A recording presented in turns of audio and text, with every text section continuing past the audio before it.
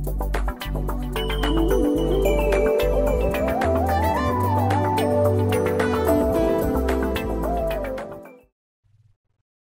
datang kembali dalam kelas Literasi Keuangan dan Investasi. Kali ini kita akan membahas salah satu aset kelas utama, yaitu investasi pada bisnis. Sesi kali ini punya beberapa tujuan. Yang pertama adalah supaya saudara semangat tentunya ya untuk memulai bisnis sendiri. Saudara diharapkan mampu menyebutkan 4 kunci sukses memulai bisnis. Yang kedua, bisa menjelaskan apa itu yang menjadi tujuan membuat bisnis. Karena banyak orang yang punya usaha tapi tidak memahami dengan jelas, dengan benar apa tujuan sebenarnya dari bisnis. Yang ketiga, menyebutkan 5 strategi bisnis yang utama. Kemudian menyebutkan 2 elemen strategi marketing. Menyebutkan 4 elemen dari marketing mix. Dan menyebutkan beberapa gaya kepemimpinan. Hal-hal ini semua diperlukan supaya Anda bisa memulai bisnis, mengembangkannya, dan menjadi sukses. Anda diminta untuk menyaksikan sebuah wawancara, testimoni bagaimana seseorang bisa memulai usaha tanpa modal. Ada banyak orang mengira modal adalah halangan utama. Padahal sebenarnya bukan itu. Kita akan lihat bahwa kunci memulai usaha yang berhasil dimulai dari visi. Ini adalah kunci pertama. Kalau Anda nggak punya semangat, nggak punya cita-cita, ya nggak akan terjadi. Dan ini sangat terkait dengan leadership atau kepemimpinan. Seorang leader mampu melihat sesuatu yang belum terjadi jauh ke depan. Itu yang disebut dengan visi. Jadi kalau Anda punya visi menjadi seorang pengusaha, itu sudah merupakan modal awal. Anda bisa melihat diri Anda menjalankan grup usaha tertentu di bidang tertentu yang cukup besar. Tentu nggak hanya angan-angan ya. Saya membayangkan diri saya menjadi seorang pengusaha. Tapi pengusaha apa? Anda harus punya gambaran. Entah di bidang properti kah, entah di bidang retail, manufaktur. Anda perlu punya visi. Ya, yang jelas mau jadi pengusaha apa, di bidang apa. Tanpa itu kita tidak bisa menggerakkan orang-orang di sekitar kita, mendukung kita dalam membuat cita-cita kita itu berhasil. Dan itulah yang namanya leadership. Kemampuan menggerakkan orang-orang di sekitar kita mencapai tujuan. Lah kalau tujuannya atau visinya belum jelas, bagaimana orang-orang bisa bergerak ke sana? Jadi visi dan leadership ini adalah bagian kunci bagi saudara yang mau memulai usaha. Yang kedua, market know-how atau pengetahuan tentang market. Bukan produksi dulu, bukan modal dulu yang penting. Yang kedua adalah technical skills, ya kemampuan untuk menjalankan bisnisnya secara teknis. Dan yang terakhir baru modal atau capital. Nah, sekarang mari kita lihat satu persatu. Market know-how. Kenapa ini yang menjadi pertama? Saya punya seorang kenalan ya yang mulai menjadi seorang yang bekerja di pabrik cat, ya dan kemudian belajar dari cara membuat cat, dia mulai menjual cat sendiri. Ya menjualkan merek orang, dan akhirnya dari menjualkan produknya orang, dia coba mengambil proyek. Jadi tidak hanya menjual, tapi dia mau mengambil proyek pengecatan misalnya gedung apartemen, gedung-gedung pabrik yang tentu biaya proyeknya cukup besar dan dia dapat banyak keuntungan di situ. Dari sana dia berpikir masuk ke produksi atau manufaktur. Jadi begitu Anda menguasai pasarnya atau end user dari sebuah produk, Anda sudah pegang hilirnya, ya, dan Anda bisa bergerak ke hulu. Nah, dalam setiap bisnis yang paling penting adalah bisa menjual produk Anda, bukan membuatnya dulu. Karena banyak orang berpikir, wah saya nggak bisa buat produk tertentu, maka saya nggak bisa berbisnis. Salah. Ada banyak orang yang importir produk dari Cina, dia jual di sini, dia ngerti market retail, lalu dia bergerak ke hulu, mulai dari retail, jadi distributor, terus mungkin jadi kontraktor, seperti yang jualan cat tadi ya, jadi kontraktor pengecatan, akhirnya produksi sendiri. Begitu urutannya. Jauh lebih bijak kalau Anda bisa menjual dulu. Jadi market know-how ini yang pertama. Ya, entah Anda mau jadi retailer dulu nggak apa-apa. Jualan di Topet, jualan di Shopee. Lalu Anda bisa jadi distributor, ya, mensuplai ke banyak retailer. Kemudian jadi importer, Anda import sendiri. Ya, kemudian kontraktor, baru terakhir jadi produser, bikin sendiri. Nah, Kalau Anda bisa bikin tapi nggak bisa jual, buat apa? Ya, karena kalau Anda bisa bikin tapi nggak bisa jual, itu produk nggak akan laku. Tapi kalau Anda bisa jual, walaupun Anda nggak bisa bikin, Anda bisa cari barang di tempat lain. Nah, jadi market know-how ini syarat mutlak ya, selain visi. Kemudian technical skill. Kalau Anda belum menguasai bidangnya, entah membuat cat atau retail, ya, Anda bisa franchise dulu. Restoran franchise, ya, asuransi, itu banyak semua franchise. Anda bisa membeli sistem, ya, ibaratnya. Jadi Anda tidak kembangkan sendiri. Cara lain untuk mengembangkan technical skill, Anda bisa partner, ya, bisa bermitra dengan orang yang punya technical skill. Jadi nggak harus dikuasai sendiri semua kan. Bisa outsourcing, ya, Anda bisa juga maklun. Kalau Anda mau bisnis kosmetik, Anda bisa cari pabrik, ya, untuk memproduksi produk Anda tanpa harus Anda menguasai cara produksi sendiri. Kontrak, Anda bisa kontrak pabrik orang lain, kapasitas, ya, untuk memproduksi produk yang Anda ingin jual. Kemudian bisa akhirnya baru membangun kemampuan in-house atau kemampuan di perusahaan Anda sendiri untuk menjalankan bisnis tersebut. Jadi jangan sampai Anda bilang, wah saya nggak bisa bisnis karena nggak ngerti caranya. Ada banyak cara. Kalau Anda punya mimpi, visi, punya niat yang clear, ya, yang betul-betul visinya clear dan ada niat yang besar, dan punya pengetahuan pasar, maka yang ini semua bisa diatasi. Ya, jadi pesan saya, jangan bilang saya nggak punya modal. Modal itu yang terakhir. Ya, dari 4 kunci sukses ini, visi nomor 1, ya, 2 market, 3 technical skills, baru capital. Nah, untuk modal ada banyak cara juga. Anda bisa pinjam, Anda bisa profit sharing seperti contoh di video tadi, ya, yang menjadi contoh dalam sesi kali ini. Ada banyak orang yang bisa bermitra, ya, saya yang kerja, Anda yang kasih modal, lalu profit kita bagi. Ada lagi namanya equity sharing. Jadi kita bukan hanya dapat profit sebagai orang yang kerja, tapi kita juga dapat saham di perusahaan itu tanpa harus setor modal. Ya, ada banyak orang yang mau begitu. Ya, kalau angel investor melihat startup yang berpotensi untuk berhasil, maka orang-orang yang punya gagasan yang kerja itu nggak perlu store modal, tapi dia dapat saham di perusahaan itu. Itu yang namanya equity sharing. Ya, jadi ada banyak cara. Dan terakhir, kalau Anda mau perusahaannya besar, tentu Anda bisa go public, ya, tentu setelah melewati tahapan tertentu. Jadi ada banyak cara untuk bisa memulai bisnis. Yang penting apakah Anda mempunyai visi, mempunyai rencana yang jelas apa yang mau dicapai. Ya, kalau mau jadi manufaktur apa? Apakah akan termasuk sampai jasanya, termasuk distribusinya, seperti apa? Itu perlu jelas, ya.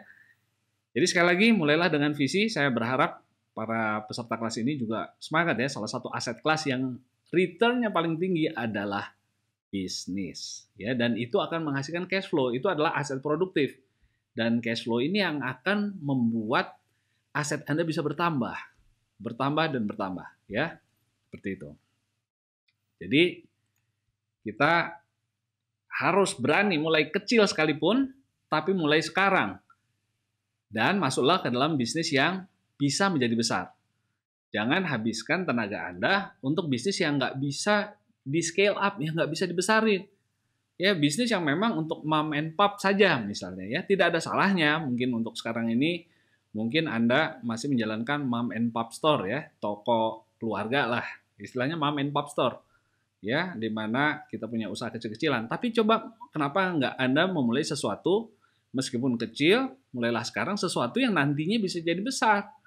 Entah bisnis properti, manufaktur, atau apapun. Mungkin Anda mulai dari retail. Ya, retail, nanti distribusi, terus kemudian Anda impor, terus Anda produksi sendiri di Indonesia. Nah, itu sesuatu yang mungkin awalnya kecil tapi bisa jadi besar. Tapi kalau Anda punya usaha tertentu, ya mungkin katakan bidang kecantikan di mana harus Anda sendiri yang kerjakan, maka lebih kecil peluangnya ini untuk menjadi besar, ya. Dan saya ingin sampaikan, ada banyak usaha yang sulit dibesarkan karena memang itu tergantung kepada si pengusahanya. Dia harus kerjakan sendiri. Jadi justru semacam self-employed, bukan jadi business person. Carilah di mana Anda bidang yang Anda bisa mempekerjakan banyak orang sehingga people work for you, ya. Anda sebagai pengusaha nggak harus kerjakan sendiri. Ingat ya, di kuadran 4 cash flow kuadran itu ada yang namanya multiplier. Kalau Anda punya sistem dan Anda punya tim yang bekerja buat Anda, itu hasilnya akan jauh lebih besar daripada kalau Anda harus kerjakan sendiri. Jadi cari bisnis yang bisa dikembangkan jadi besar, di mana orang-orang bekerja buat Anda. Oke? Nah, ini tips sebelum kita masuk ke dalam bagian-bagian lebih rinci. Nah, berikut kita akan membahas tentang tujuan bisnis. Banyak orang berpikir mereka mengerti tujuan bisnis, meskipun sudah bertahun-tahun berbisnis. Ada banyak orang yang belum paham sebenarnya. Nah, tujuan bisnis ini bukan sekedar cari profit, tapi menambah kekayaan. Net asset Anda atau net worth Anda harus bertambah. Profit itu adalah cara supaya aset Anda bertambah. Dan kalau aset Anda bertambah satu kali, maka Anda nggak perlu kerja lagi, karena itu aset menghasilkan cash flow yang lebih dari cukup untuk kehidupan Anda. Itu dia. Jadi kalau Anda punya profit, punya bisnis yang punya profit, tapi tidak diinvestasikan kembali, menjadi kekayaan yang bertambah, jadi aset maksudnya, ya, tapi dibelikan mobil baru, dibelikan rumah mewah, dibelikan perhiasan-perhiasan yang sama sekali nggak produktif, Anda boleh dikatakan bisnisnya jalan, punya profit. Tapi kalau Anda nggak bertambah asetnya dalam bentuk aset produktif, maka Anda menyia-nyiakan investasi, peluang investasi. Ya, jadi tolong dipahami, tujuan bisnis bukan sekedar make profit. Ya, ada banyak orang punya profit tapi nggak punya aset. Nah, sekali lagi, tujuan bisnis menambah kekayaan Anda dalam bentuk aset produktif. Itu yang paling penting ya. Jadi kalau punya satu restoran harus jadi punya 10 cabang. Begitu. Ya, jadi jangan satu terus.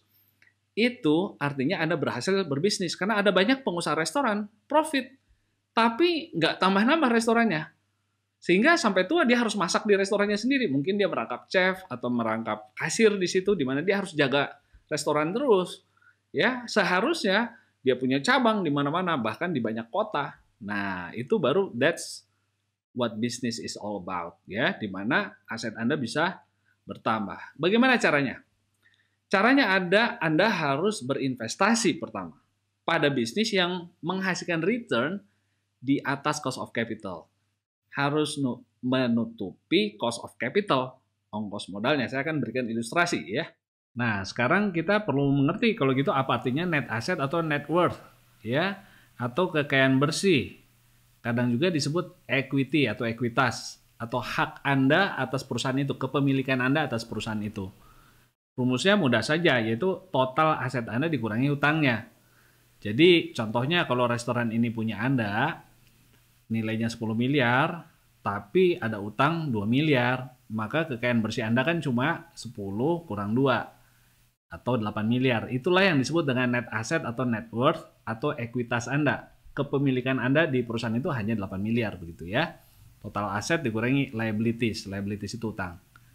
Nah, berikut ini saya akan berikan 2 contoh di mana kita akan melihat bahwa profit itu bisa meningkatkan net asset Anda, bisa juga tidak meningkatkan net asset Anda. Terutama kalau kita menghitungnya bukan berdasarkan nilai buku, tetapi berdasarkan nilai pasar. Artinya kalau perusahaan ini, restoran ini saya jual, bisa laku berapa ya? Nah, bukan berdasarkan berapa yang sudah saya setorkan. Berapa yang saya setorkan ke perusahaan itu disebutnya nilai buku. Tetapi kalau perusahaan ini mau dijual di market, dijual sama orang lain, kepada investor lain, tentu ada nilainya. Nah, nilai itu yang kita sebut nilai pasar atau market value. Nah, market value ini tidak lantas akan naik kalau saya punya profit. Jadi kalau perusahaan profitnya cukup, maka memang nilai pasarnya akan tinggi. Tapi kalau profitnya meskipun ada tetapi terlalu kecil, maka nilai pasar dari restoran ini bisa kecil sekali, bahkan lebih kecil daripada modal awal yang sudah disetorkan ke perusahaan tersebut. Ya, artinya market value-nya lebih kecil daripada book value-nya. Yuk, kita lihat contohnya. Nah, nih contoh. Katakan si A mau buat restoran, ya. Dia punya modal 500 juta rupiah untuk bangun ini, tapi nggak cukup. Maka dia pinjam ke bank 500 juta rupiah dan dikasih bunga 12% sama si bank. Jadi, untuk modal awal dia sudah punya 1 miliar. ya 500 juta uang sendiri dan 500 juta pinjaman bank. Maka di buku keuangannya, laporan keuangannya si restoran, nilainya 1 miliar, yaitu modal yang sudah ditanamkan di perusahaan tersebut. Itu disebut nilai buku. Ya, nilai buku artinya jumlah uang yang sudah disetorkan ke perusahaan itu sebagai modal.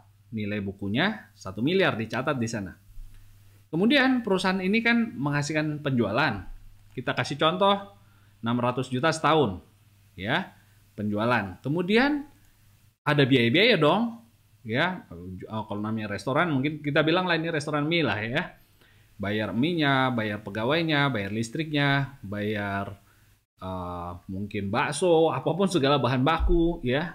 Kemudian biaya operasi itu 300 juta rupiah, 50% marginnya. Ya, dari setiap mangkok maka 50% keuntungannya, ya. Maka biayanya 300 juta. Kalau penjualan dia 600 juta setahun, biaya-biaya tadi jumlahnya 50%. Ini contoh ya. 300 juta rupiah. Berarti dia dapat earning before interest, tax and depreciation, disebutnya EBITDA, ya. Earning itu profit, ya, keuntungan sebelum dipotong bunga, potong pajak dan depresiasi, 300 juta. Jadi ini apakah EBITDA itu? EBITDA itu adalah keuntungan cash, gampangnya begitu.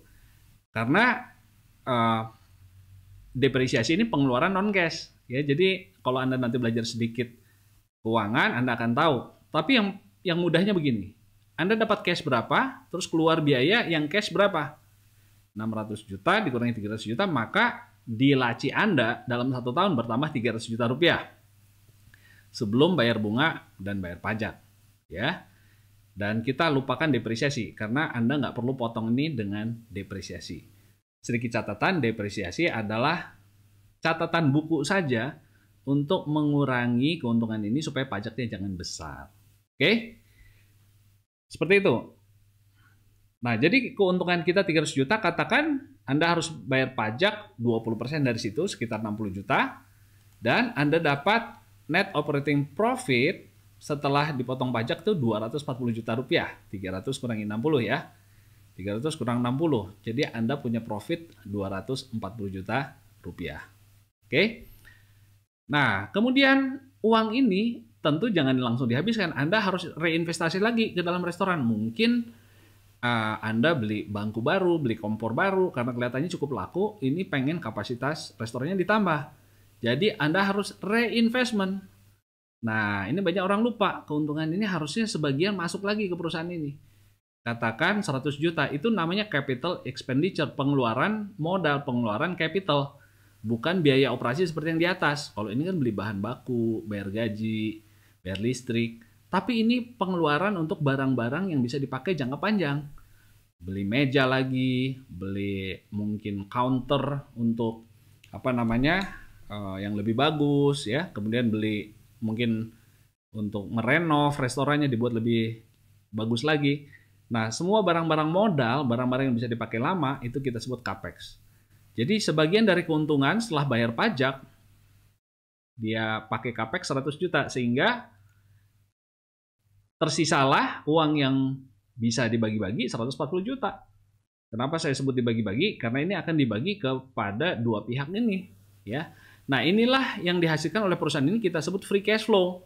Itu cash yang dihasilkan oleh restoran ini yang betul-betul free, bisa dikembalikan kepada kedua orang investornya ini. Jadi si A dan si Bang itu dianggap sebagai investor, ya. Mereka adalah investor, yang ini disebut shareholder, pemegang saham. Yang ini adalah kreditor, memberikan pinjaman. Jadi baik shareholder maupun kreditor itu dua-duanya investor disebutnya. Nah, jadi dari gambar ini 140 juta ini adalah jatah dari para investor, baik bank maupun si A.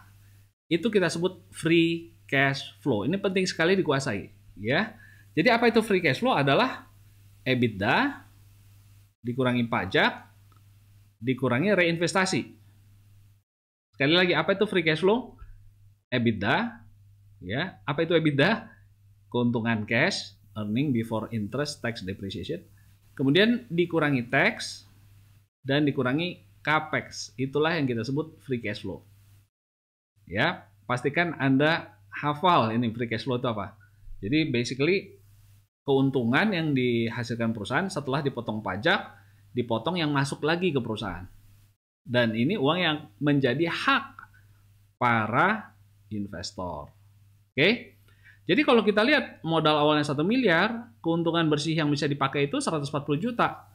Berarti return on invested capital, tingkat pengembalian dari modal yang telah ditanamkan 1 miliar adalah 140 juta dibagi 1 miliar, yaitu 14%. Ya, jadi dengan kata lain, dari setiap 1 miliar akan dihasilkan 140 juta ya oleh perusahaan ini, oleh restoran ini. Itulah return yang dihasilkan untuk setiap modal yang diinvestasikan di perusahaan ini.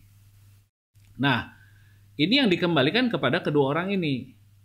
Kan dia harus bayar bunga 12%, maka 60 juta ini haknya bank ya. Dari mana ini 12% bunganya dan pinjamannya 500 juta. Berarti tahun itu dia harus bayar bunga 60 juta rupiah.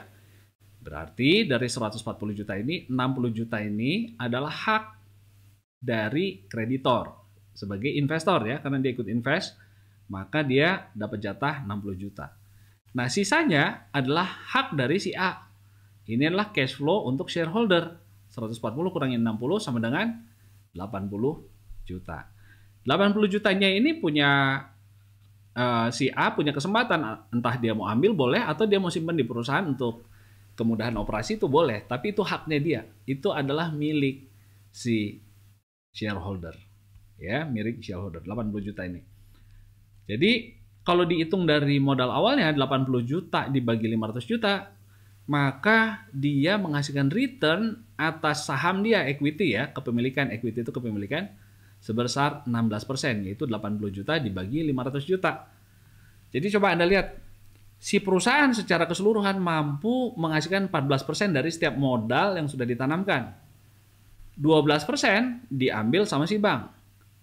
Karena 14% ini lebih besar daripada 12%, maka si shareholder dia mendapat 16%. Dia lebih banyak ya, karena sisa dari yang dibayarkan ke kreditor itu menjadi hak dia. Jadi kalau ini menghasilkan 14%, dia hanya meminta 12%, maka dia dapat 16%. Seperti ini perhitungannya.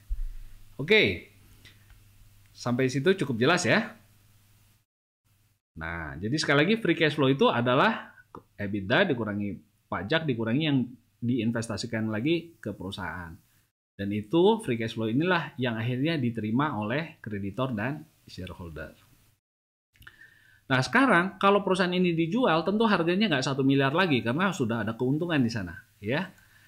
Market value-nya berapa sih nilai wajar dari perusahaan ini? Ini tentu tidak dilihat dari modal yang sudah masuk tapi dari keuntungannya. Jadi caranya gimana? Itu adalah dari present value dari future free cash flow. Kita lihat di sini perusahaan itu punya free cash flow 140 juta. Dan semakin banyak free cash flow-nya maka nilai perusahaan ini akan semakin besar. Saya tidak mau menjelaskan detail sekarang karena nanti ada sesinya khusus untuk menghitung itu.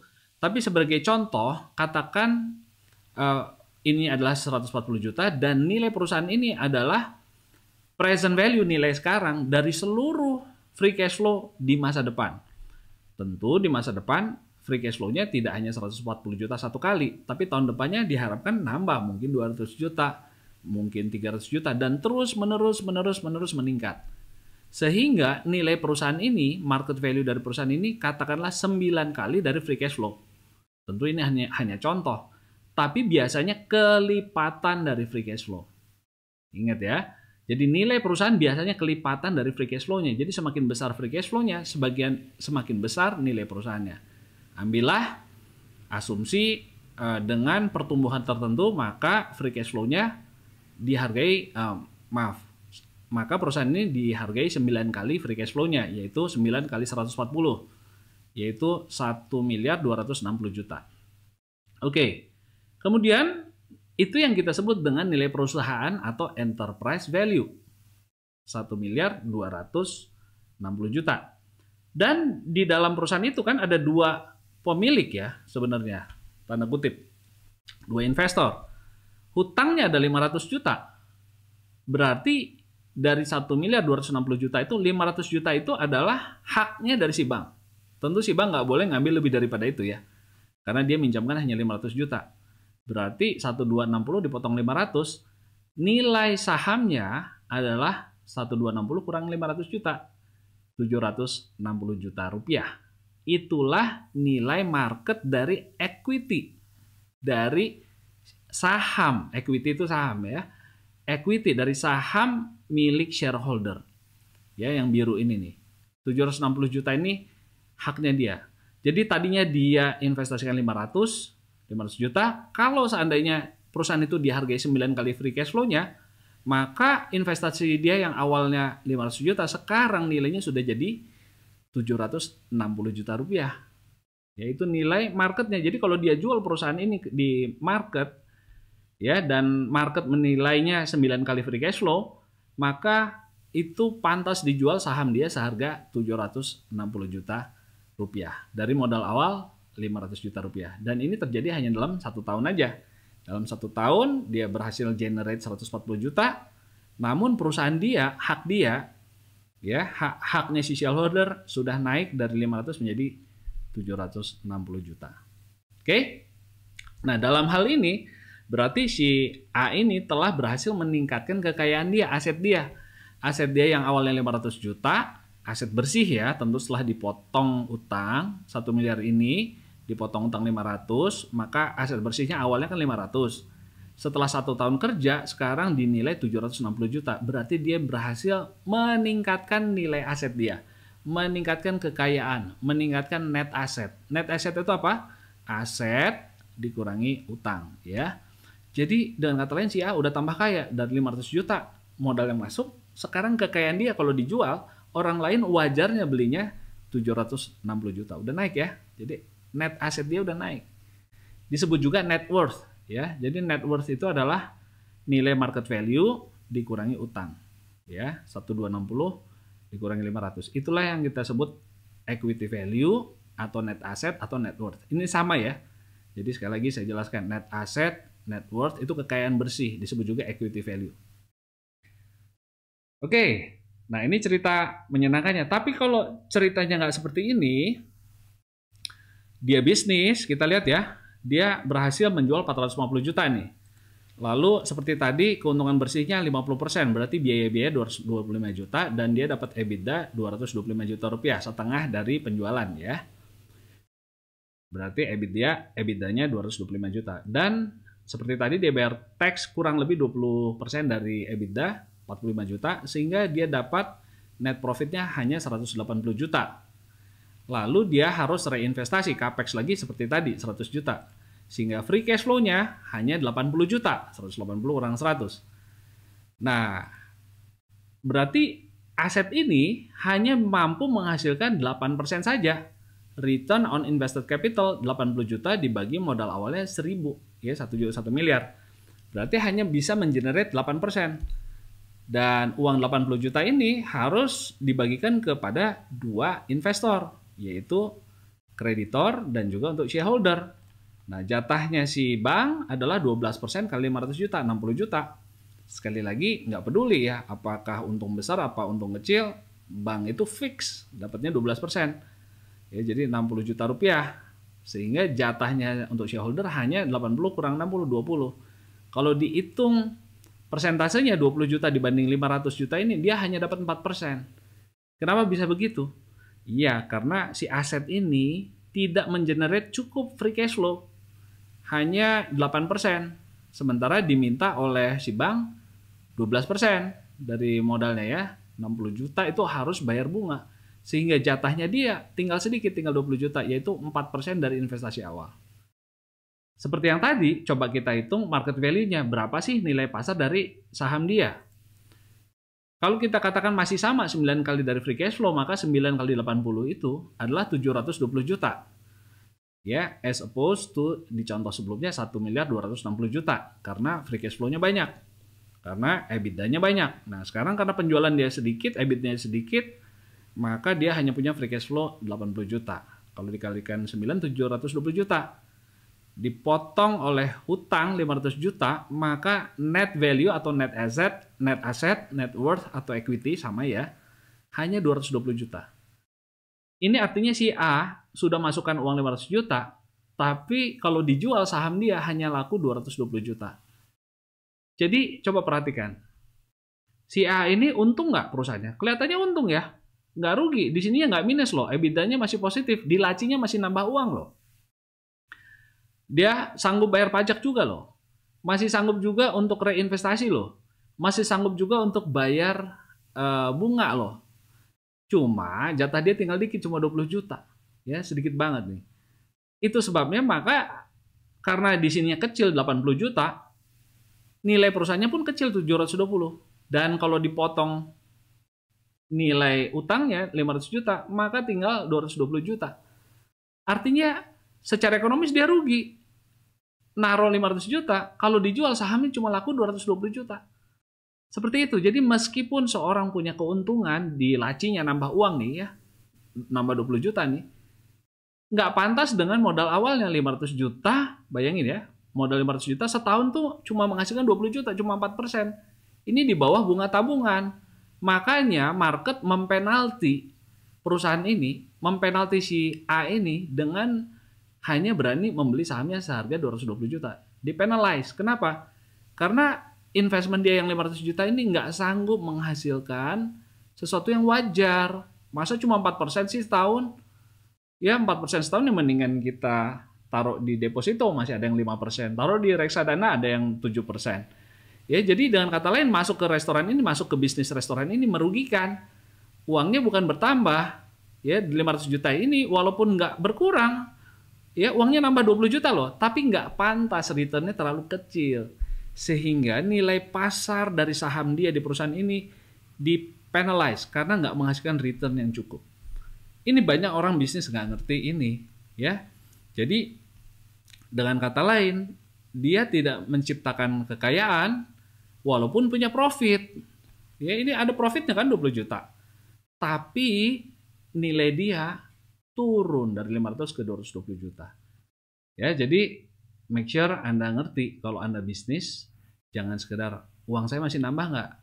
Ya mungkin nambah 20 juta, tapi pantas nggak? Berapa persen itu dibanding modal awal? Coba lihat contoh sebelumnya kan. Contoh sebelumnya ya, itu bagus ya, dapatnya 16%. Jauh lebih tinggi daripada bunga bank, lebih tinggi daripada bunga tabungan, dari reksadana juga lebih bagus. Makanya nggak heran dalam setahun, dia langsung equity-nya dari 500 juta naik ke 760 juta rupiah. Ya. Nah, jadi sekali lagi tujuan bisnis adalah menambah net asset, net worth atau kekayaan bersih Anda, equity value. Ya, equity Anda harus nambah. Oke.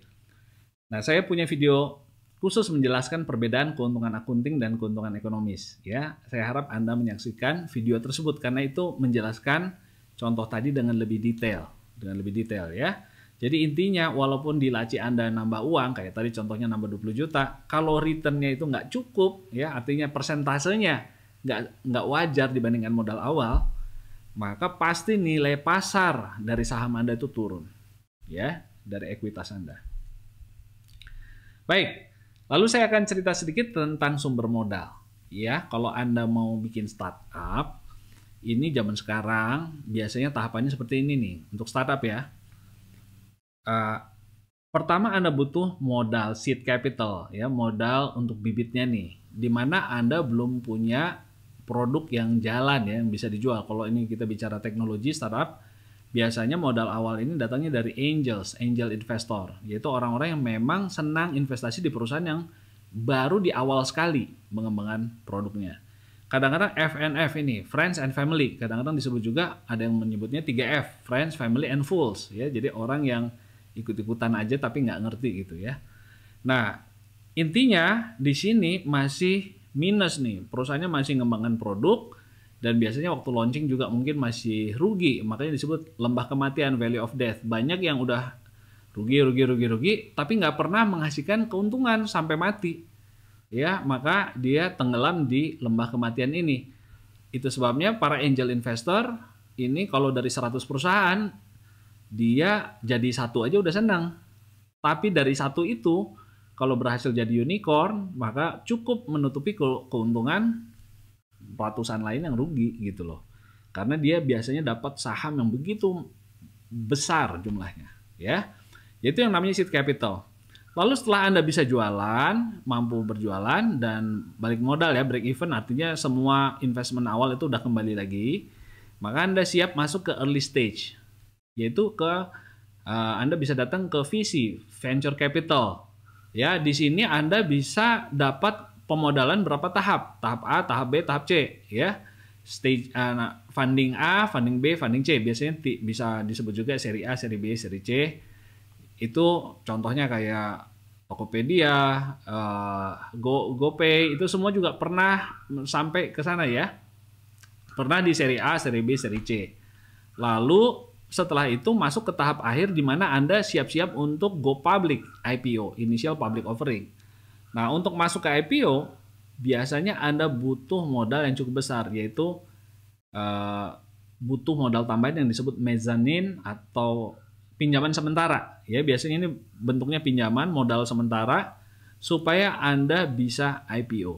Ya, jadi ini perlu didanai dulu, modal untuk IPO itu ada karena pakai biaya ya IPO itu. Nah, baru terakhir setelah Anda go public, public lah yang memiliki perusahaan Anda, sebagian sahamnya dilepas ke publik.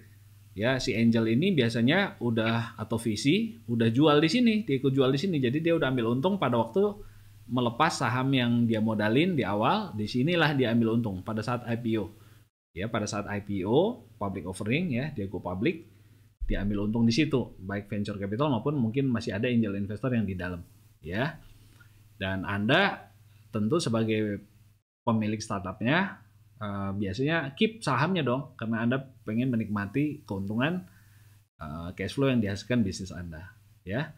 Nah, ini tahapan supaya Anda mengerti. Jadi angel investor tuh di depan, sebelum Anda punya produk pun dia biasanya mau, ya. Tapi yang lebih mau biasanya friends and family, saudara Anda, ayah, ibu, ya, paman yang mau minjamkan, friends and family.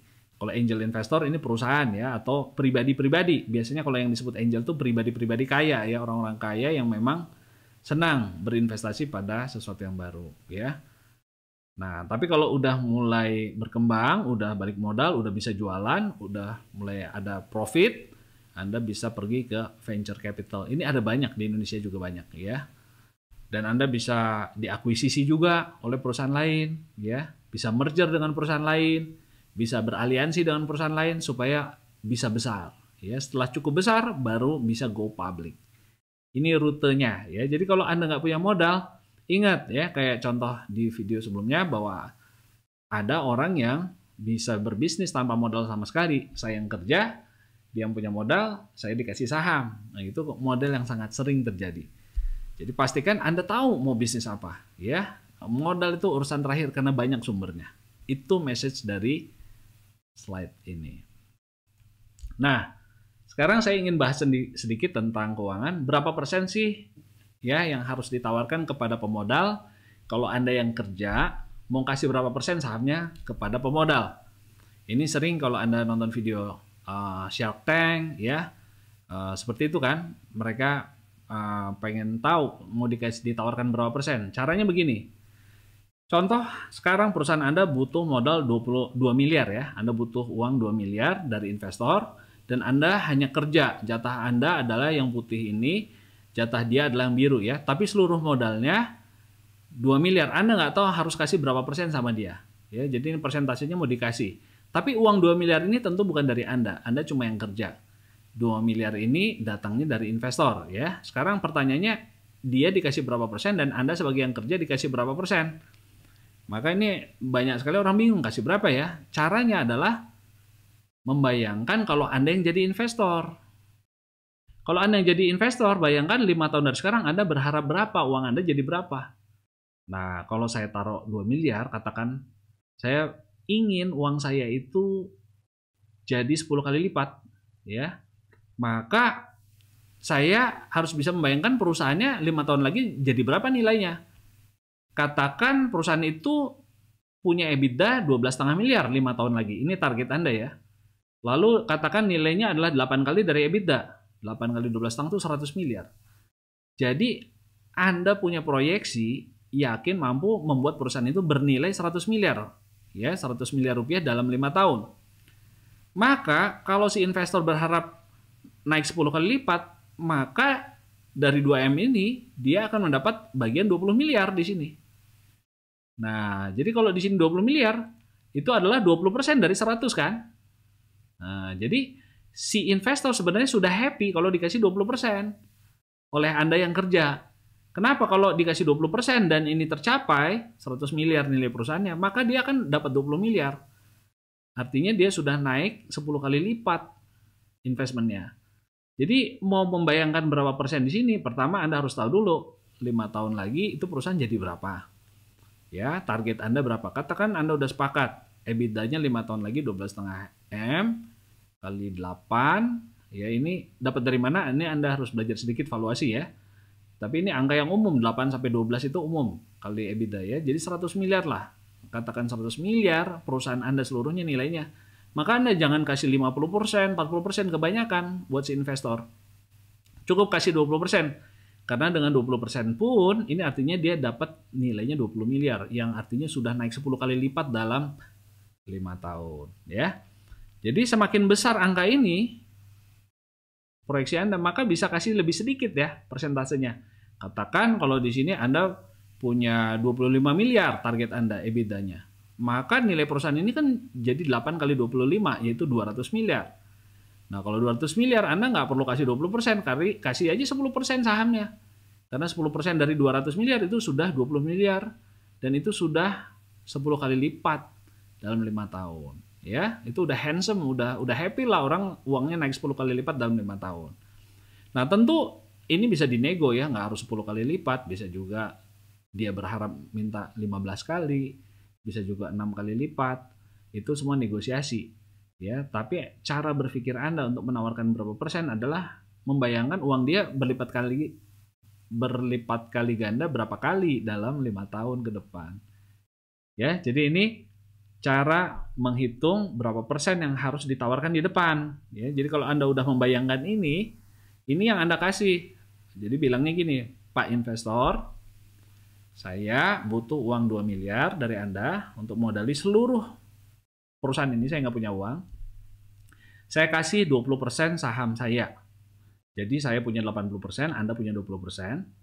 Dan dalam 5 tahun, perusahaan kita akan menjadi 100 miliar nilainya. Karena saya punya target EBITDA 12,5 miliar dan kita bisa jual atau nilai pasarnya 8 kali EBITDA. Dari 100 miliar ini, kalau Pak Investor punya 20% kan artinya Pak Investor punya uang, punya investment nilainya sekarang sudah 20 miliar. Dan itu artinya investasi awal Bapak yang 2 miliar membiayai ini semua sudah naik 10 kali lipat. Happy kan Pak? Nah, gitu caranya. Oke? Jadi tolong dilihat slide ini bagi Anda yang mau investasi startup dengan bermitra dengan investor kalau Anda nggak punya modal. Ya, bayangkan kalau Anda jadi dia, itu uang jadi berapa gitu. Tentu Anda harus buat proyeksi yang bagus ya supaya dia percaya bahwa dia bisa, perusahaan kita bisa mencapai 100 miliar atau bahkan lebih. Baik, bagian yang kedua saya ingin membahas tentang bisnis model dan bisnis strategi. Bisnis menciptakan value dengan cara memecahkan masalah customer. Kita harus punya yang namanya value proposition kalau bisnis itu ya. Apa sih yang menjadi nilai yang ditawarkan, dipropose oleh perusahaan kita? Kalau Anda mau punya EBITDA bagus, dihargai multiple ya, berapa kali EBITDA-nya bagus, angka pengalinya, itu Anda harus punya value proposition yang meyakinkan. Masalah customer apa yang kita mau pecahkan? Kebutuhan apa yang ingin kita penuhi? Kemudian produk-produk apa saja yang akan kita tawarkan? Bagaimana produk kita ini akan memecahkan masalah mereka? Jadi always start from customer problems ya. Apalagi kalau zaman sekarang startup selalu ditanya, what problems are you solving by creating this company? Kalau masalahnya sudah dipecahkan orang, dia akan tanya bagaimana cara kamu memecahkannya lebih baik. Atau bahkan dia tanya, ngapain lagi dipecahkan kalau udah ada perusahaan lain yang memecahkan masalah customer. Ya, jadi contoh, waktu mungkin Gojek ya, masalahnya apa? Banyak customer yang ingin transportasi kirim barang tapi nggak ada ojek yang bisa dipercaya, atau kalau pakai taksi kemahalan. Di lain pihak ada pemilik kendaraan yang nganggur. Nah, jadi Gojek itu menjadi solusi untuk kedua pihak tadi. Jadi dimulainya selalu dari masalah, ya. Dan itulah yang Anda pecahkan, dan itu menjadi value proposition Anda. Oke. Nah, kita akan bahas beberapa strategi bisnis, ya. Waktu Anda tadi sudah punya masalahnya, lalu Anda mau pecahkan masalahnya, itu ada banyak pilihan. Strategi itu adalah pilihan-pilihan intinya, ya. Cara Anda mencapai tujuan Anda. Nah, saya kasih 5. Satu adalah sumber dari kemampuan berkompetisi, competitive advantage. Dari mana Anda bisa unggul? Keunggulan bersaing Anda dari mana? Intinya ada 2, ya, 2 kelompok. Pertama dari cost, ya. Berarti cost leadership ini artinya apa? Anda bisa membuat sesuatu lebih murah dari siapapun. Itu disebutnya cost leadership. Nah, tetapi Anda bisa bersaing nggak selalu harus murah, karena ada banyak produk yang nggak harus murah tapi bisa menang bersaing, yaitu karena dia punya diferensiasi atau differentiation, keunikan. Nah, jadi keunggulan bersaing itu ada 2, ya, umumnya dari cost atau dari diferensiasi. Nah, sumbu kedua adalah dari scope-nya. Anda mau menawarkan narrow, hanya sedikit jenis produk dan jasa, atau broad, banyak jenis produk dan jasa. Jadi contoh kalau yang kuning ini, saya mau cost leadership tapi narrow aja, ya, nggak mau broad, ya. Jadi jenis produknya nggak terlalu banyak, tapi saya mau menang, murah di situ. Nah, kalau yang orange ini, saya juga nggak mau banyak produk, tapi unik. Nah, kalau yang orange di atas, saya ingin unik dan banyak jenis produknya. Nah, kalau yang hijau ini, saya ingin murah dan banyak jenisnya, ya. Nah, di tengah ada yang di tengah-tengah, ya. Jadi mahal juga enggak dan cukup unik juga, tapi enggak unik banget gitu. Dan pilihan barangnya cukup luas, tapi enggak luas sekali juga. Nah, ini contohnya. AirAsia itu murah, ya, dan rutenya banyak. Jadi dia cost leadership nih. Lion Air juga murah, ya. Dua-duanya ini adalah penerbangan yang murah, bukan kayak Garuda, Singapore Airlines, atau Emirates yang mahal-mahal, ya. Tapi AirAsia dan Lion Air ini cost leadership, selalu murah. Bedanya Lion Air hanya narrow, dia hanya melayani produk domestik, ya, layanan domestik. Sedangkan AirAsia internasional pun ada, ya, dan kemana-mana gitu. Nah, untuk produk lain nih, contoh yang unik, ya, diferensiasi, tapi produknya nggak banyak jenisnya, itu Rolex, jam tangan aja. Dia nggak bikin produk lain. Nah, beda dengan Apple, dia jelas unik, beda banget produknya, tapi banyak, ya, jenis produknya, ya, mulai dari laptop, membuat apa namanya, ya, iPhone, kemudian iPad, iWatch, ini banyak sekali produknya dan hampir semua unik, ya, nggak sama dengan produk-produk yang umum. Dan meskipun dia pasang harga yang tinggi dibanding produk sejenis, dia punya diferensiasi, ya. Diferensiasinya kemudahan penggunaan, kemudian produk yang reliable, bebas virus, bla bla bla. Ada banyak keunggulannya, ya. Saya nggak promosi Apple, tapi itu produk yang different, ya. Seperti itu. Nah, IKEA ini adalah toko furniture yang produknya cukup luas, ya, macam-macam produknya, unik juga, cukup unik. Jadi dia agak di tengah dan nggak mahal. Jadi dibilang mahal enggak, dibilang unik juga iya, ya, dan jenis produknya juga lumayan banyak. Ya, ini IKEA, ya. Ini contoh yang bagus. Jadi kalau Anda nanti mau invest di bisnis, di awal coba Anda temukan tadi problem masalahnya apa, ya, sehingga Anda bisa bikin definisi value proposition.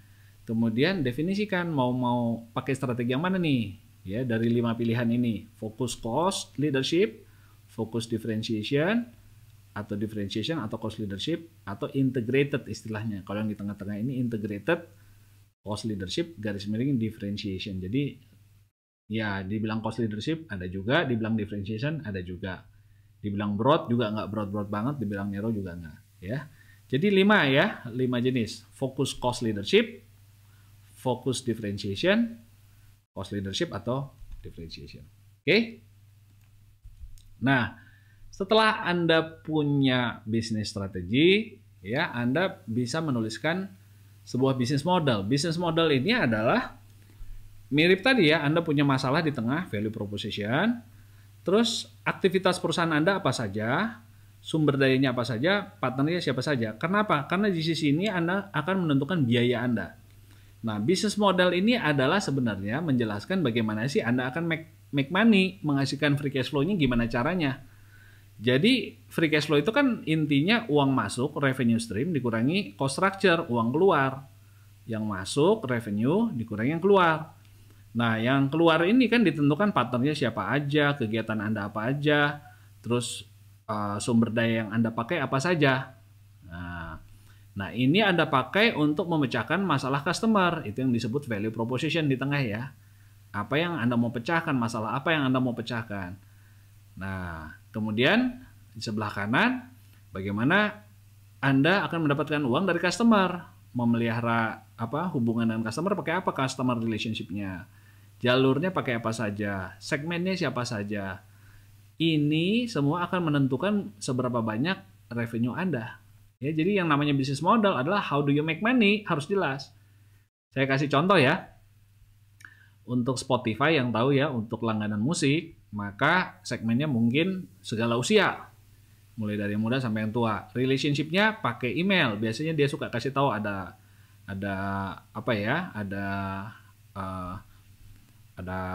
notifikasi juga di apps-nya. Kemudian channelnya lewat apa ya? Jelas lewat apps-nya ya. Lewat channel apps-nya itu saya bisa berlangganan.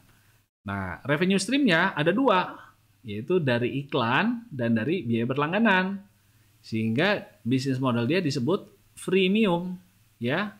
Kalau kita customer-nya mau yang gratis juga ada yang free. Jadi kita nggak usah bayar, tapi harus mau iklan, lihat iklan. Dengar iklan maksudnya. Nah, kalau yang bayar, yang premium, kita bebas iklan. Ya, itu namanya freemium. Model bisnis freemium itu banyak. Ya, banyak banget ya. Di mana kita harus iklan dulu ya kalau mau yang gratis gitu. Nah, kemudian key partnernya sih dia siapa? Si Spotify. Tentu artis-artis.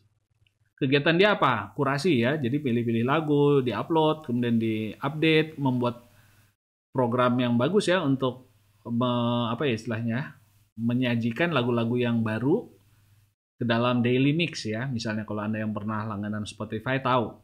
Spotify tuh suka menawarkan lagu-lagu baru ya yang dari artis-artis yang kita sukai. Ya, kemudian sumber dayanya apa ya? Tentu programming harus jago, punya orang IT di situ, kemampuan bernego dengan para artis, ya, kemampuan marketing, kemampuan artificial intelligence untuk menyajikan lagu-lagu yang cocok buat kita. Nah, itu semua menimbulkan biaya kan?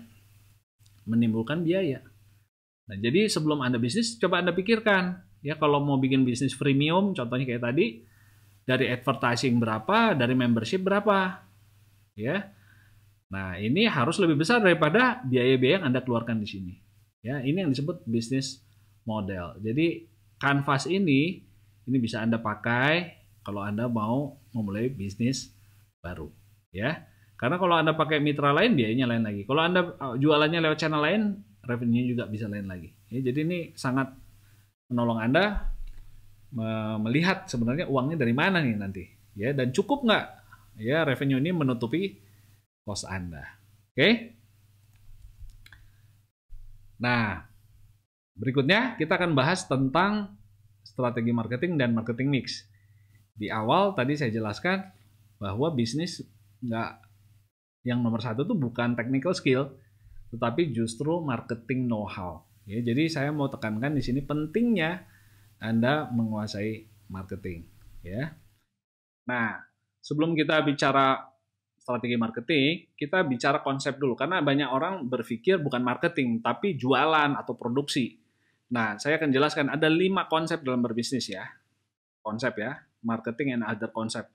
Pertama, orang yang punya namanya production concept. Buat dia, bisnis itu yang penting bikin produk yang highly affordable, yang murah dan gampang dibeli orang. Jadi buat dia yang penting bikin semurah mungkin. Nah, banyak pabrik di China dulu awalnya gini ya. Pokoknya barangnya murah pasti laku deh. Itu orang yang bukan punya konsep marketing. Itu konsep produksi. Pokoknya kalau gue bikin murah harus laku. Padahal tadi udah belajar ya, ada juga yang diferensiasi kan. Rolex bisa laku nggak murah kan. Apple bisa laku nggak murah kan. Nah, jadi kalau orang hanya production konsep, dia nggak akan mikir kayak Apple. Dia nggak akan mikir kayak Rolex. Pokoknya bikin semurah mungkin. Nah, saya harap Anda tahu bahwa selain production konsep ada yang lain lagi nih, konsep-konsep lainnya supaya selain cost leadership ada juga yang namanya strategi differentiation. Nah, yang kedua, ini konsepnya produk. Yang penting produk saya itu kualitasnya bagus, kinerjanya hebat, performance dan fitur-fiturnya canggih. Nah, ini orang yang menganut diferensiasi produk. Ya, yang penting produk saya beda, canggih, hebat. Nggak penting mahal apa murah. Menurut dia yang punya produk konsep, kalau produknya bagus, nggak usah diiklankan. Pasti laku. Nah, jadi kalau dibilang, apakah Apple produk konsep? Sedikit, tapi dia sebenarnya dia bukan produk. Karena dia percaya, selain kualitas barang yang bagus, perlu pemasaran yang bagus. Marketingnya juga harus jago. Gitu.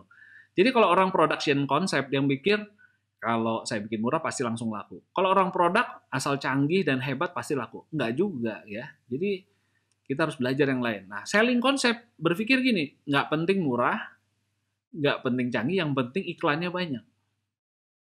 Nah, kalau saya banyak iklan, lama-lama laku. Asal banyak promonya, ya mau produknya jelek kek, mau produknya mahal kek, bisa laku. Ini namanya orang yang konsepnya jualan, selling. Nah, kalau marketing nggak begitu, ya. Kalau kita bicara marketing, ya, marketing itu adalah kita memenuhi kebutuhan target market. Jadi pertama kita harus tahu target saya siapa, kebutuhannya apa, dan saya penuhi. Jadi kalau ada yang bilang saya perlu produk yang murah, maka saya sesuaikan cari yang murah. Kalau ada yang bilang saya mau cari yang canggih, maka produk saya harus canggih. Tapi tidak hanya itu, saya juga akan memikirkan promosinya seperti apa, ya, kemudian pricingnya seperti apa. Jadi kita akan belajar bahwa marketing itu nggak hanya murah, nggak hanya canggih, nggak hanya iklan, tapi gabungan banyak hal. Ya, yang penting saya memenuhi kata kuncinya needs, kebutuhan, and wants of target markets. Ya, mengerti dulu kebutuhan customer-nya sehingga dia bisa puas diberikan satisfaction. Ya, saya harus memberikan satisfaction lebih daripada kompetitor saya. Nah, ya, jadi marketing konsep adalah kita mencapai tujuan bisnis dengan cara memenuhi keinginan dan kebutuhan konsumen saya, target market, lebih baik daripada kompetitor saya, sehingga mereka menjadi puas. Itu beda sekali ya. Kalau di sini nggak penting puas apa nggak, yang penting saya bikin murah. Di sini juga nggak penting puas apa nggak, yang penting canggih. Di sini apalagi nggak penting puas, yang penting saya iklan terus. Ya, kalau marketing mengutamakan kepuasan terhadap kebutuhan dan keinginan customer. Ya. Nah, yang terakhir berkembang adalah societal marketing concept, di mana kita nggak hanya mementingkan kepentingan perusahaan dan customer, tapi juga masyarakat pada umumnya. Ya, society, masyarakat harus diuntungkan lewat perusahaan saya. Contohnya, kita juga memperhatikan aspek kelestarian lingkungan, polusi, ya, keadilan sosial dalam arti gaji buruh, ya, ada banyak kan sekarang jualan kopi tapi yang diiklankan karyawan saya sejahtera loh, kita nggak mempekerjakan anak loh, ya. Kalau orang yang hanya mikir sampai sini kan nggak akan kepikiran hal-hal itu, karena bagi orang yang punya societal marketing konsep, bisnis itu laku kalau dia menguntungkan bukan hanya konsumen dan produsen tapi masyarakat, ya, jadi nggak menghancurkan lingkungan dan seterusnya. Oke, nah di Indonesia mungkin sekarang sudah banyak yang mengenal marketing konsep ya, tapi kalau sampai societal ini kita masih menuju ke sana. Tapi di awalnya dulu mungkin kita juga seperti China, bikin murah dulu deh atau bikin hebat dulu deh, ya, seperti contohnya kita pernah membuat pesawat udara, ya, kita punya pesawat udara tapi sayangnya itu dia nggak laku. Jadi kita nggak bisa memenuhi kebutuhan customer. Yang pasti sih pesawat kita canggih juga dulu, produk konsep ya. Dan seterusnya ya. Jadi tolong Anda mengerti yang kita inginkan, minimum Anda mengerti yang disebut marketing konsep. Kita awali dengan kebutuhan customer, dia maunya apa dan kita penuhi. Bukan dari saya bisa bikin apa, atau saya bisa bikin semurah apa, bukan dari situ. Tapi starting point-nya selalu dari customer, mengerti kebutuhan dan keinginan target market saya. Ya, baik. Lalu kalau Anda sebagai pengusaha yang punya marketing konsep, mau mengaplikasikan marketing konsep, maka ada dua pertanyaan yang harus dijawab ya, dan itu yang disebut marketing strategi. Marketing strategi pada intinya menjawab dua pertanyaan. Siapa sih yang saya mau layani dan bagaimana saya ingin berbeda dari kompetitor saya? Nah, jadi kita harus memilih customer karena ada banyak jenis customer dan saya harus pilah-pilah, saya harus segmentasi istilahnya. Ya, entah oleh geografi, mungkin saya hanya mau di Bandung, mungkin saya mau di seluruh Pulau Jawa, atau seluruh Indonesia, itu namanya saya bagi berdasarkan geografi. Atau berdasarkan usia. Ya, mau yang kalangan muda, kalangan tua, itu berdasarkan demografi. Atau berdasarkan psikografi, ya, jadi anak-anak muda yang ceria, ya, saya pengen jualan produk fashion yang untuk gayanya ceria, itu psikologis, psikografi. Atau berdasarkan perilaku, ya, orang-orang yang sering makan di luar, yang senang ke kafe, ya. Nah, itu udah perilaku segmentasinya. Jadi segmentasi ini ada banyak cara, yang pasti tidak semua customer itu sama. Anda harus pilih-pilih. Caranya ya terserah Anda, ya, nggak ada yang harus begini, harus begitu. Tapi segmentasi yang umum tadi umumnya geografi, kemudian psikografi, demografi, dan perilaku behavioral, ya. Setelah itu Anda pilih dari segmen yang telah Anda pilih-pilih, Anda pilih salah satu yang mana, atau lebih dari satu juga boleh, tapi mana yang mau Anda jadikan target. Karena masing-masing ini kan kebutuhannya tidak sama. Kita nggak bisa become everything for everybody gitu. Jadi saya nggak bisa menjawab kebutuhan semua orang, memuaskan semua orang, itu resep gagal. Ya, jadi kalau Anda bikin sampo buat anak muda mungkin nggak cocok buat orang tua. Makanya harus tegas ya. Target segmen saya yang mana, ya. Jadi menjawab pertanyaan ini, who will we serve? Caranya adalah dengan melakukan segmentasi, dipilah-pilah ya, mau tadi geografi, demografi, psikografi atau behavior, terus Anda target, Anda pilih. Pilihnya berdasarkan biasanya dua faktor. Pertama adalah size-nya, gede nggak nih? Dan bertumbuh nggak? Ya, jadi kalau Anda milih segmen yang udah bakal berlalu ya nggak ada yang mau juga ya, nanti buat apa Anda men-serve market yang demikian, nggak ada peluangnya ke pertumbuhan bisnis Anda di masa akan datang. Tapi sekalipun sebuah segmen masih kecil, kalau dia akan menjadi besar ya, katakan di daerah tertentu Anda mau serve di perumahan tertentu yang masih baru, banyak yang kosong, tapi Anda mau jadi retailer pertama di situ, buka Indomaret atau apa ya, kalau nanti dia jadi ramai kan Anda untung ya. Jadi Anda segmentasi itu waktu lihat secara geografis misalnya, Anda nggak lihat hanya size sekarang, tapi juga Anda lihat peluang growth. Jadi sekali lagi untuk targeting, dua kriteria yang utama adalah size-nya saat ini ya, dan pertumbuhannya, growth-nya seperti apa. Ya, jadi Anda mau pilih yang mana? Tentu disesuaikan dengan value proposition Anda, yang Anda mau pecahkan masalah apa dan siapa customer yang paling tepat untuk Anda layani. Lalu setelah itu, marketing strategi tidak hanya menjawab yang ini, tapi juga bagaimana berbeda dari kompetitor Anda. Jadi di sini Anda harus petakan kompetitor-kompetitor yang lain. Dan untuk bisa berbeda, Anda harus menentukan perbedaannya di mana, differentiating istilahnya. Ya, entah produknya beda, harganya beda, distribusinya beda, packagingnya beda, servisnya beda, variannya beda, bisa macam-macam ya, membedakan dari kompetitor Anda. Ya, kalau di sebelah kiri ini ngomong customer, di sebelah kanan ini sudah ngomong kompetitor. Lalu setelah membedakan diri, Anda perlu positioning. Artinya positioning ini mengkomunikasikan perbedaan Anda ke customer, dikasih tahu saya itu bedanya apa, supaya di benak mereka, di benak target segmen Anda ini, oh kelihatan bedanya nih Lion Air sama AirAsia.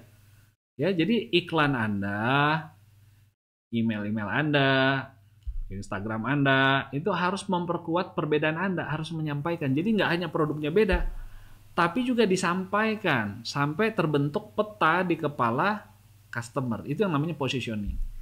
Kalau differentiating itu produknya sendiri yang berbeda atau harganya atau fiturnya berbeda. Tapi positioning ini terjadinya bukan di produknya, tapi di kepala konsumen. Ya, jadi ini perlu ada effort terus-menerus untuk branding, untuk menanamkan di kepala customer Anda tuh beda apanya daripada orang lain. Ya, jadi ada banyak orang yang membuat keunikan tapi nggak bisa positioning, nggak bisa menanamkannya di kepala customer sehingga orang melihat produknya sama aja dengan yang lain. Oke ya, itu yang kita sebut marketing strategi. Kalau Anda sudah jawab ini, Anda perlu terapkan ke dalam disebut marketing mix. Ya, marketing strategi itu diimplementasikan melalui marketing mix, yaitu definisi produk, definisi harga, distribusi atau place, dan promosi. Ya, contoh produk, jenis produknya apa saja, kualitasnya kayak apa, rancangannya kayak apa, fitur-fiturnya, brandnya mau pakai berapa brand, 1 apa 2, packagingnya kayak apa, after service-nya kayak apa, after sales ya. Harganya mau kayak apa, list price-nya ada nggak, ada diskonnya nggak, ada allowance-nya nggak, ya. Ini buat para penjualnya mau dikasih tips berapa atau komisi berapa, terus boleh bayar kredit nggak atau harus tunai. Nah ini semua Anda harus susun sesuai dengan strategi tadi. Ya, strategi ingat kita melakukan segmentation dan targeting untuk menentukan siapa yang mau saya layani. Kemudian kita melakukan differentiating and positioning untuk membuat saya berbeda dari kompetitor. Kalau 2 itu udah dijawab, maka nggak susah menyusun 4P ini ya. Product, price, place, and promotion. Ya, sesuai dengan target customer dan positioning yang saya mau. Ya. Oke, jadi saya ulang sedikit. Marketing strategi intinya menjawab 2 pertanyaan, siapa yang mau saya layani dan bagaimana saya berbeda dari kompetitor. Untuk menentukan target customer, kita melakukan segmentasi dan targeting. Untuk menentukan bagaimana saya berbeda dari kompetitor, saya melakukan differentiating dan positioning. Jadi biasanya STDP, ya, marketing strategy, segmenting, targeting, differentiating, positioning. Lalu diterapkan lewat marketing mix, produk, price, promotion, dan place atau distribusi. Baik. Ya, jadi ini hal-hal yang utama dalam memulai bisnis. Sekali lagi, market know-how lebih penting daripada technical know-how. Kalau Anda udah bisa memasarkan sesuatu, itu udah modal. Karena barang bisa beli, dari China bisa beli, dari Indonesia bisa beli, bisa subkontrak ke orang lain. Dan perlahan-lahan Anda bisa bergerak ke hulu. Ya, mulai dari jualan dulu, retail, terus jadi distributor, terus jadi produser deh terakhir. Ya, itu bisa bertahap. Ya, jadi jangan mulai dengan membuat produk dulu, tapi mulai dari menjual dulu. Itu skill yang paling utama. Nah, terakhir, leadership, ya. Kalau Anda sudah punya cita-cita, mau bikin bisnis, pada akhirnya Anda nggak bisa kerja sendiri. Anda harus memimpin tim. Dan ada banyak gaya kepemimpinan yang perlu Anda siapkan. Ya, saya nggak mau menggunakan sesi ini untuk mengajar Anda semua gaya kepemimpinan yang ada. Tapi saya ingin buka wawasan Anda. Ya, pemimpin itu ada yang seperti coach, nomor 1 ya. Melatih orang, membuat orang lain jadi bisa. Yaitu salah satu peran pemimpin yang penting. Visionary. Ya betul ya tadi ya. Vision yang di tengah-tengah. Elemen bisnis yang berhasil itu pertama harus punya visi. Mau jadi kayak apa perusahaannya, sebesar apa, di mana dia bergerak, bidang apa saja. Ya, visi harus bisa. Kemudian ada lagi pemimpin yang disebut servant. Supaya orang-orang mau bergerak dengan senang hati bersama Anda, mendukung mimpi Anda kadang-kadang tidak boleh berpikir sebagai bos, tapi melayani orang-orang kunci yang menjadi bawahan Anda. Ya, bahwa Anda ingin membuat mereka berhasil. Anda menolong setiap staf-staf Anda itu supaya jadi sukses. Nah, itulah yang disebut servant leader. Ya, kemudian ada yang otokratik, ada saatnya juga Anda harus otoriter, harus tegas. Ini nggak bisa gini, harus gini. Nah, jadi pemimpin itu ada banyak style, ya, dan dalam konteks tertentu Anda harus bisa pakai gaya tertentu. Kalau lagi perang misalnya, Anda cocok ini otoriter ya, supaya Anda tegas dan bisa mengalahkan musuh gitu. Laissez-faire ini gaya yang sangat, ya udah kan kalian udah pada bisa, saya lepas aja. laissez-faire itu terserah Anda, ya. Nah, ada nggak saat-saat Anda bisa begitu? Ya ada, kalau orangnya udah capable, orangnya udah semangat, orangnya udah punya target, jangan terlalu dicampuri. Nah, jadi Anda coba lihat kapan nih ya cocoknya pakai gaya yang mana.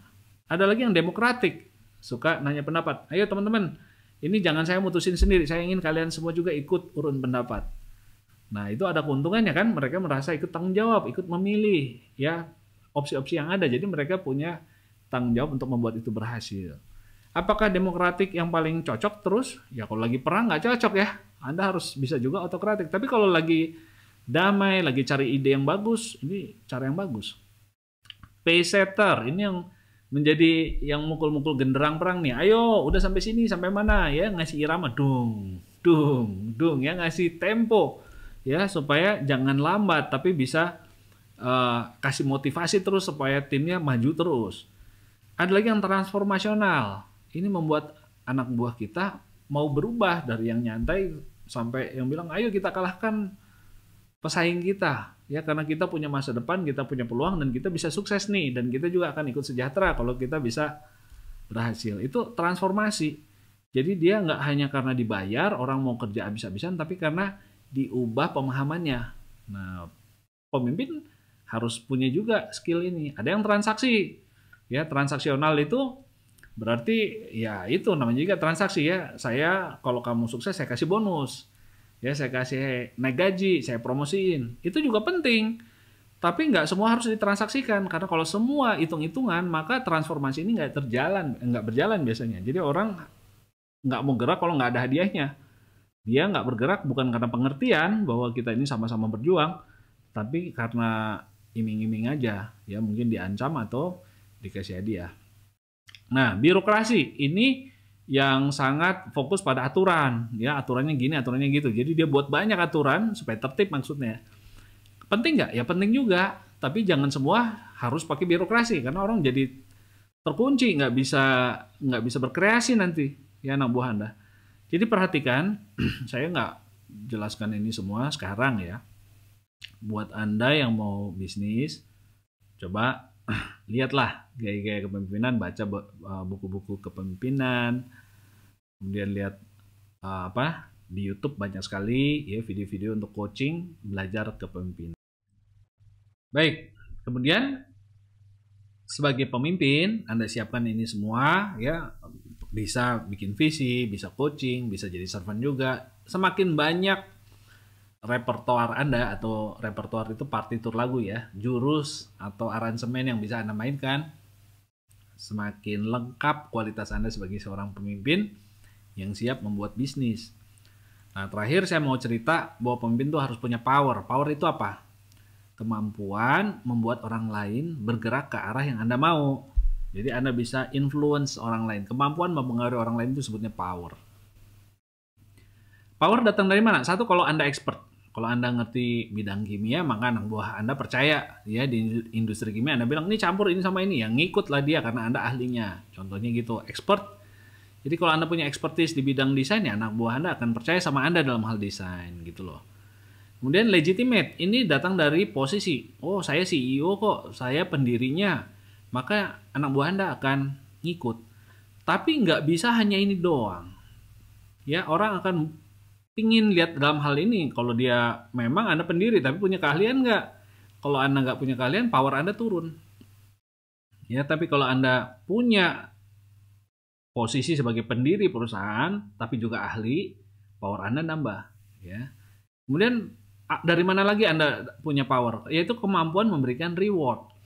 Kalau Anda bisa naikin gaji mereka, Anda bisa kasih bonus, kan Anda yang punya power. Sehingga mereka akan mengikuti apa yang Anda instruksikan karena kemampuan Anda memberikan reward. Nah, informasi. Kadang-kadang Anda yang punya informasi, orang lain nggak punya. Nah, ini juga membuat Anda punya power. Anda nggak tahu gimana sih mereka, misalnya ada sebuah formula yang hanya Anda yang tahu, kemudian ada supplier, hanya Anda yang tahu, itu semua informasi yang Anda keep. Itu juga sumber power Anda. Ya, sehingga tim Anda itu bisa Anda arahkan. Koersif, ini kemampuan memberikan hukuman atau ya diancam hukuman ya, Anda bisa berhentikan, Anda bisa nggak naikkan gaji, ada banyak ya. Koersif ini Anda bisa laporkan segala macam. Nah, ini memberikan power kepada seorang pemimpin. Ya, referen, keteladanan. Ini seorang yang rajin, seorang yang jadi contoh, itu juga memberikan power ya pada dirinya sehingga orang lain mau mengikuti karena dia teladan, dia nggak hanya ngomong, ya, ayo masuk pagi, dia sendiri masuk siang, ayo rajin, dia sendiri nggak pernah kerja ya. Nah, kemudian connection atau political, dia punya banyak kenalan, dia punya banyak dukungan orang-orang di sekitar dia. Ya, jadi ada banyak sumber power dan semakin banyak Anda punya ini, ya, Anda punya power, kemampuan untuk menggerakkan bisnis Anda. Ya, jadi kalau Anda udah punya, kalau ingat di awal tadi, ya, Anda punya visi, pada akhirnya Anda harus gerakkan tim orang untuk mendukung Anda. Dan untuk itu Anda harus punya banyak gaya leadership, belajar leadership dari sekarang, dan juga mengumpulkan sumber-sumber power ini. Ya, jadilah expert, terus mulailah sesuatu sebagai pemimpin, posisi CEO, sesuatu yang memulai sesuatu biasanya punya posisi yang pemimpin di situ.